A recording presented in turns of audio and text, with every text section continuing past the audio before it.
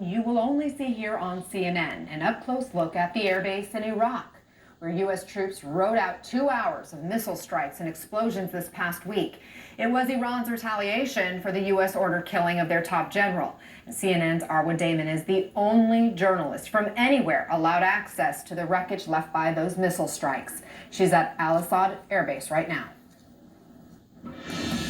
These were living quarters, sleeping quarters. The troops that lived here lost everything. There was very little, if anything, that was salvageable, because there was also a fire that ended up raging here for a few hours after the missile impacted in this particular area. The reason why no one was killed, not here, not in any of the other locations of impact, is because there was advanced warning. We don't know what, we don't know how. That is very sensitive information, but we are told that hours before the attack even began, they knew something was happening. They just did not know specifically what it was going to be, so precautions were taken. By 11 p.m., troops who could hunker down were hunkered down in bunkers, some of them in Saddam-era bunkers. Others who had to man their posts because of the security situation, they were still out there.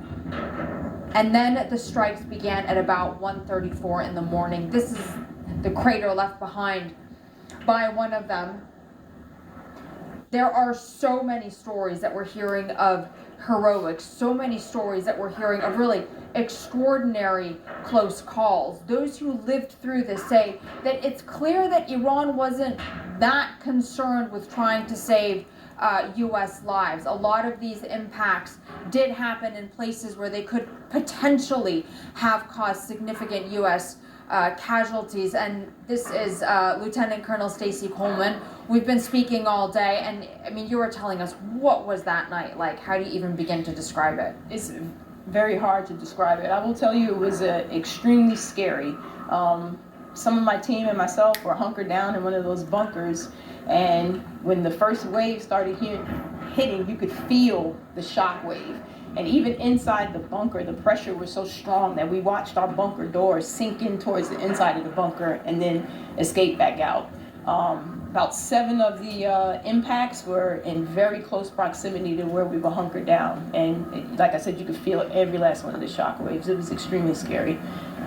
And very lucky, or was it the training, the precautions that were taken, that there were no U.S. casualties? I'd say it was all of that. I'd say it was a combination of God looking out for us. It was a combination of, the little bit of intel and advanced warning that we got. And then it was the smart commanders on the ground making on-spot decisions to get people out of harm's way. And how do you begin to describe, what this was like? And then, of course, what kind of security precautions you're having to take now, given the situation? This was, like I said, we knew something was happening, but we didn't know exactly what. As the time grew closer, we kind of thought we had an indication of what it might be, but we still weren't certain. So we had advanced warning that there may be some rockets followed by a base incursion. And so we had to keep our security forces out to make sure that we were safe from that. So there were a good number of folks out along the perimeter and within the airfield, keeping it secure. Out there on the perimeter, keeping it secure while these missiles are coming in. Yes, they were outside during every last one of the missile strikes.